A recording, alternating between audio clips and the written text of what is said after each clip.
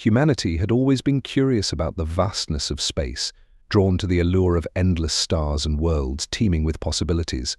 When humanity finally made contact with the Galactic Council, a vast assembly of advanced civilizations, they hoped for a grand welcome. Instead, they were met with cautious glances, whispered concerns, and a disturbing truth that was only revealed piece by piece. For years, humans had believed they could join the ranks of spacefaring civilizations in full capacity, contributing to the cosmic order. They sent ambassadors, scientists, and explorers yearning to prove their worth, to bring the best of humanity to the table. But when discussions about military alliances and galactic defense arose, humans were always, almost pointedly, left out. It seemed strange at first, like a simple oversight, a bureaucratic quirk in the vast machinery of interstellar governance. The Council, always vigilant, began to notice the subtle shifts in loyalties, the odd meetings and communications that hinted at something larger brewing beneath the surface. Alien diplomats reported strange gatherings, human-sponsored events that fostered unprecedented unity among historically divided species. The Council grew uneasy, realizing that while they had managed to keep humans out of war, they had allowed them to influence the very structure of peace itself. And that influence, unarmed and understated, was perhaps even more unsettling. There were whispered discussions within the Council chambers about tightening control, placing even more restrictions on humanity's diplomatic freedom. But by then, humanity's influence had spread too far. They had woven themselves into the fabric of galactic society in ways that could no longer be easily severed. But as humanity's brightest minds probed, they discovered a truth that was as surprising as it was unsettling. Humanity was outright banned from participating in any galactic warfare or defense missions. And it wasn't because they were unqualified or inexperienced. It was something far deeper, something that frightened the other species to their core. The Council eventually reached a point where they had to decide, should they re-evaluate their ban, perhaps loosening their restrictions on humanity to prevent further dissent, or should they double down, tightening their grip in hopes of stifling the growing support for humanity's cause? But the more they debated, the more they realized how deeply humanity's presence had already permeated the galaxy. Humans had become mentors, teachers, storytellers, and advocates for change in ways that went beyond simple warfare. Their influence, once feared for its potential for violence, was now feared for its subtle ability to inspire others to dream of a different galactic order. In private moments, certain council members began to wonder if they had misjudged humanity all along. Perhaps it wasn't humanity's capacity for destruction that posed a threat, perhaps it was their relentless drive for growth, their refusal to be defined or contained by any one trait. Other species had boundaries, clear definitions of what they were and what they weren't. But humanity defied such definitions, constantly shifting and redefining themselves as they explored new realms of understanding. This adaptability was what truly frightened the Council, though they had never admitted it openly. Humanity had shown the galaxy that change was possible, that even the most rigid systems could evolve if enough willpower and ingenuity were applied. The Galactic Council had witnessed many strange and fearsome creatures. They had seen civilizations rise and fall, destroyed by their own ambitions or overtaken by stronger empires. But humans were different. While most species saw war as a tragic but necessary function of survival, humans had a dark, almost unpredictable way of approaching it. Their history was a testament to that. The Council had studied human wars, their strategies, and the sheer scale of devastation they could wreak. They had seen how humanity's resolve strengthened under pressure, how their inventiveness flourished in the face of annihilation. Human literature, history, and art were filled with tales of conflict, some noble, others brutal, and the Council couldn't ignore how frequently humans managed to push their limits, especially when they were cornered.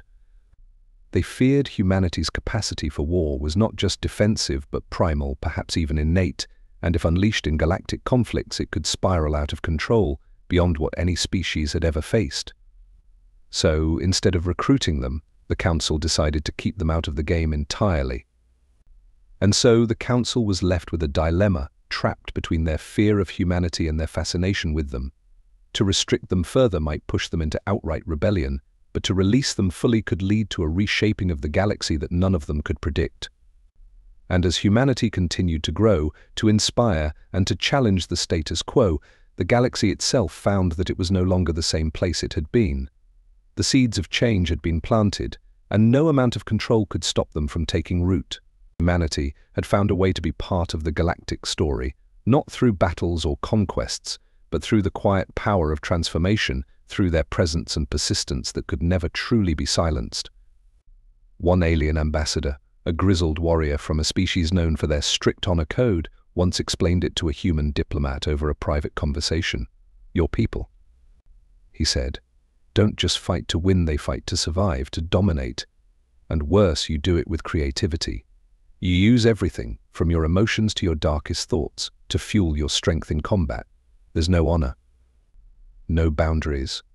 The Council fears that if you were to truly engage in galactic warfare, the entire system could destabilize. The human diplomat, stunned, tried to explain that humanity had also brought peace, art, and diplomacy to its corner of the galaxy.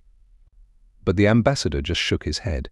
"It's not about what you bring when things are calm, it's what you become when things go dark to other species." War was a structured event, almost ritualistic. Battles were fought according to agreed-upon codes with respect and limits, but humanity saw war as total. Every tool, every idea, every dark corner of their mind was a weapon waiting to be unleashed. As the whispers of discontent grew louder, humanity remained steadfast, patient, watching as the galaxy slowly began to question the old ways. And though they were banned from war, they had started a different kind of revolution, one that unfolded in hearts and minds, one that could not be fought with weapons, but only with ideas and dreams of a galaxy that was freer, more dynamic, and in a strange way, more human. And so the story continued, with humanity waiting, watching, and guiding, as the galaxy teetered on the edge of something new, something unknown, something that perhaps only humanity could truly understand. Curious and slightly unnerved, human scientists and sociologists began to study themselves with this new perspective. They analyzed their own history through the eyes of an outsider. The World Wars, the Cold War, the nuclear arms race, and countless other conflicts. They saw how each event had pushed humanity to adapt, to find solutions no matter how desperate or dangerous. They understood that their resilience came from a willingness to confront extremes, to walk into darkness with a relentless drive to emerge victorious. And as they delved deeper, a strange sense of pride mixed with an eerie recognition settled over them. They knew they were different. But even with this knowledge, humanity couldn't help but question, were they truly so monstrous, or was it their sheer unpredictability that made them feared? Some humans argued that the Galactic Council's decision was unfair, that humanity had changed, evolved beyond its violent past. Others, however, saw the Council's ban as a strange acknowledgement of human potential, a respect tinged with fear. After all, to be banned from warfare in a universe where conflict was common was almost a twisted badge of honor. Over time, stories began circulating within human circles, tales of high-ranking alien officials privately admitting their admiration for humanity's ingenuity. Some told stories of alien generals studying ancient Earth tactics, marveling at the complexity and ruthlessness. There were even rumors that, despite the ban, the Council was quietly analyzing human methods of warfare, compiling them into secret libraries for emergencies. Humans became both legends and mysteries within the Galactic Council. They were welcomed as explorers, diplomats, and scientists, but the moment discussions shifted to anything militaristic, there was a heavy, collective silence. Some younger human ambassadors tried to push back, arguing that humans could bring a new perspective to galactic defense. They believed that humanity could contribute responsibly, that they could show restraint if given a chance. But each time their requests were met with cold, unyielding refusals. Eventually, humanity stopped trying. The ripple effects of humanity's influence continued to grow, spreading through unexpected channels. Stories emerged of alien youth embracing human art, music, and philosophy in ways their elders had never imagined. Where the Council had once seen humans as a threat to stability, alien societies now found themselves captivated by humanity's creative energy, their ability to find meaning in struggle, beauty in imperfection. Young aliens started to form movements inspired by humanity's resilience, their refusal to conform. These were not movements of rebellion, but of reformation, a desire to breathe life into traditions that had long grown stale. Despite the Council's restrictions, whispers grew louder. Some human factions, feeling stifled by the Council's decisions, began to wonder if they should establish their own defense alliances separate from the Council's oversight. If they couldn't participate in the Council's wars, what was stopping them from forming their own coalitions, alliances of like-minded species who might not fear humanity's approach to warfare? This quiet defiance sparked interest among certain species who had long felt overshadowed by the Council's authority. The Council soon caught wind of these murmurings and, predictably, they issued warnings, cautioning humanity against any actions that would be perceived as a threat to the established order. But the damage was done. Humanity realized that their influence was not limited to their presence on battlefields. It was their mere potential, their latent power, that made them significant players in the cosmic arena. In the glittering cities of alien worlds, clubs and hidden gatherings dedicated to human thought began to pop up. In these places, aliens would share human literature, music, and ideas as though they were forbidden fruits, each word and note carrying a spark of vitality. As these gatherings grew in number, so did the sense of solidarity among species who had once held little in common. They were all searching, they realized, for the same thing: a sense of purpose, a freedom to evolve without fear, and an openness to new ways of thinking. Humanity had unknowingly awakened something within the galaxy, and now it couldn't be put back to sleep. As time passed, humanity found ways to use their talents outside of traditional warfare. They became strategists, advisors, and innovators, their knowledge of conflict repurposed into fields like crisis management and interplanetary negotiations. It was said that even the most formidable alien negotiators were uneasy when a human sat across the table. Humanity's reputation grew, becoming a quiet reminder that while they were restrained, they were far from powerless. And though they were barred from the heat of galactic conflict, they had found a way to make their presence felt in ways the Council hadn't anticipated. The Galactic Council's ban had inadvertently created something else: a symbol, a myth, and perhaps, in time, a legend. Of course, not everyone welcomed this shift. Some alien leaders saw the growing popularity of human culture as a threat, a sign that their own values were weakening. They argued that humanity's influence was corrupting their societies, turning their youth away from heritage and tradition. These leaders began calling for stricter monitoring of human media, even proposing bans on certain Earth transmissions. Yet, despite these efforts, the influence persisted, as though every attempt to limit humanity's reach only made their allure stronger. The harder the Council tried to contain it, the more deeply humanity's ideas seemed to embed themselves into the galactic consciousness. Back on Earth, the human government watched these developments with cautious optimism. They knew the galaxy's leaders were becoming more divided on how to handle humanity, yet this division played to their advantage. The human government had long been aware of their species' capacity to inspire, even if it was not always through conventional means. Quietly, they began working with sympathetic alien leaders, forming alliances that were as much ideological as they were diplomatic. These leaders, though limited in number, were influential in their own societies, and they began to act as advocates for humanity, arguing within the Council for greater tolerance, for a reassessment of the ban. Yet, despite all these carefully constructed boundaries, the Galactic Council couldn't shake an underlying worry about humanity. After all, banning a civilization as vast as humanity's was a delicate matter. Rumors circulated that certain Council members thought the decision was too harsh, that perhaps humanity deserved a second chance, a more nuanced understanding. But others argued passionately against it, insisting that even a slight miscalculation could lead to a catastrophe none of them could afford. The debates grew fierce, and humans sensed the unease that occasionally crept into their diplomatic meetings.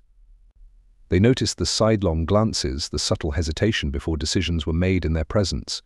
It was as though every alien diplomat felt like they were handling a ticking time bomb, each interaction weighted with a silent tension. Meanwhile, humanity itself was undergoing a quiet but powerful transformation. The revelation of their ban became a rallying point, a call to reflect on their own nature and what it meant to be human. Philosophers, thinkers, and ordinary people all started asking the same questions: are we really that dangerous? Is our potential for violence truly that terrifying? With time, this introspection turned into an unexpected source of unity, a shared journey into understanding the dual nature that existed within them. But it didn't stop there. The fascination grew, and soon human scientists and artists began exploring their history in new ways, weaving their dark past into stories, art and music that both celebrated and mourned it. This body of work became a cultural phenomenon across the galaxy, making humans even more intriguing in the eyes of alien societies. The Council's struggle to contain humanity became a story in itself, a dramatic, ongoing saga that played out across galactic news and in the debates of alien societies. Everywhere, citizens speculated about what would happen next.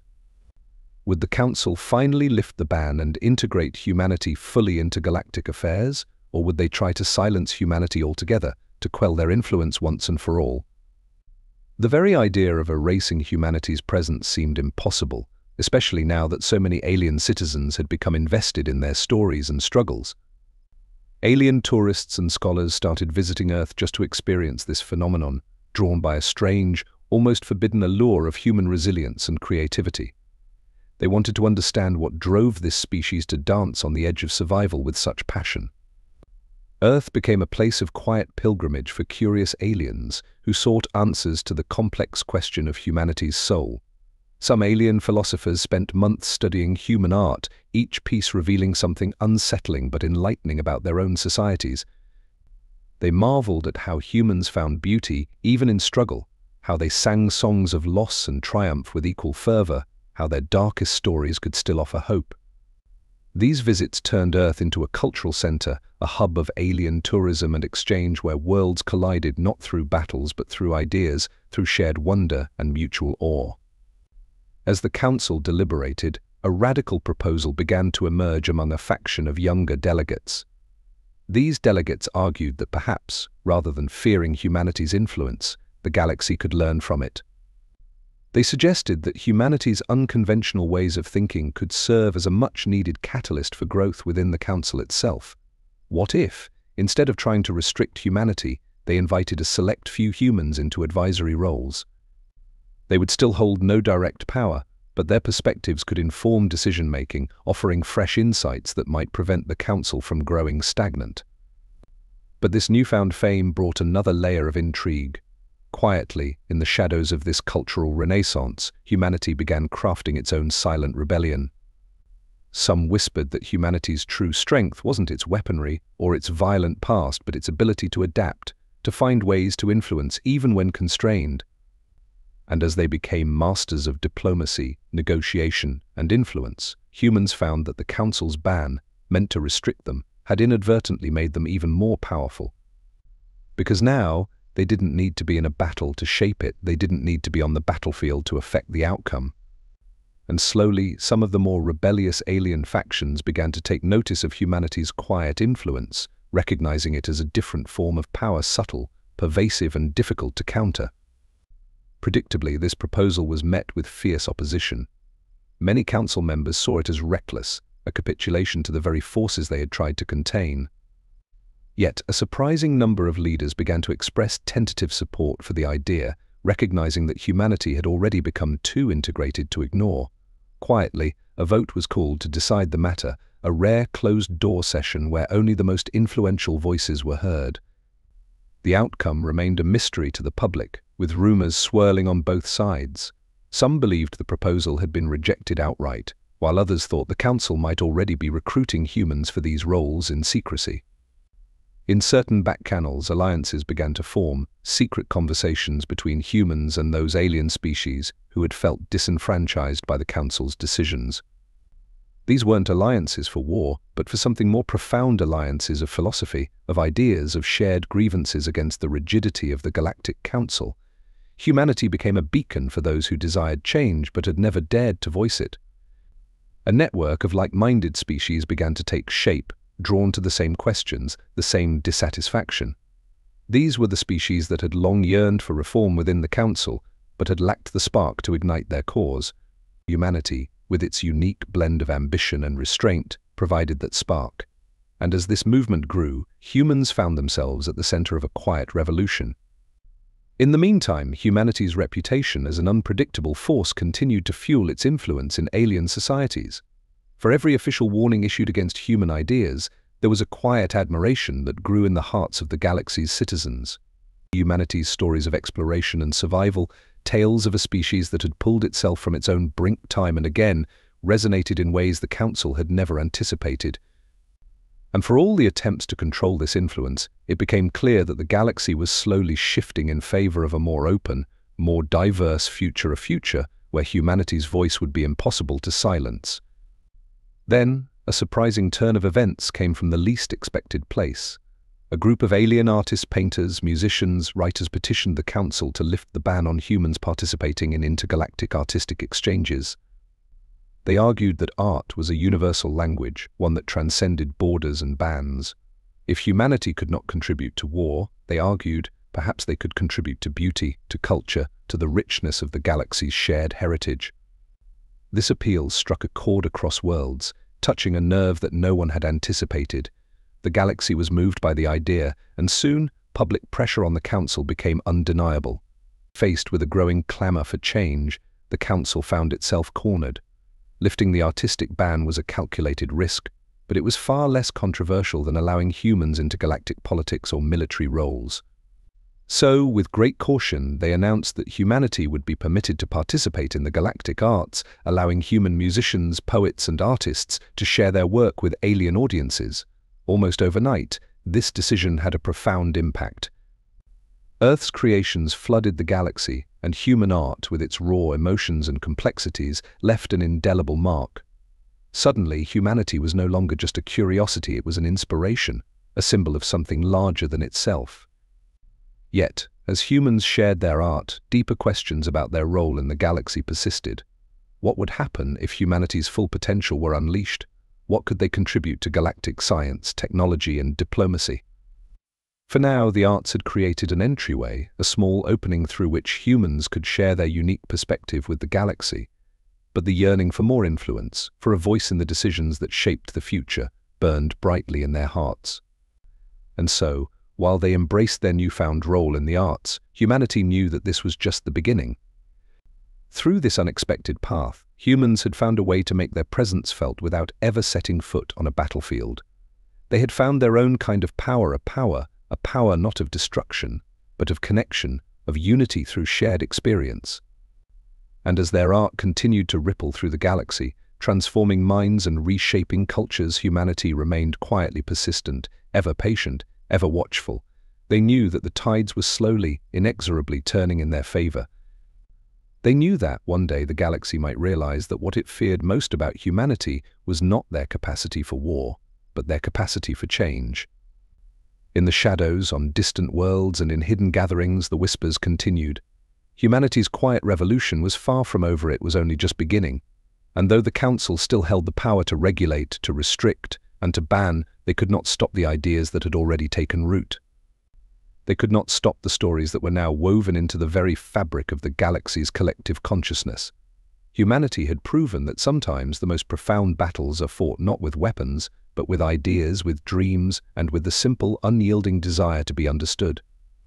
And so the galaxy braced itself, watching, wondering what humanity's next chapter would hold, knowing that whatever came next would be nothing short of transformative.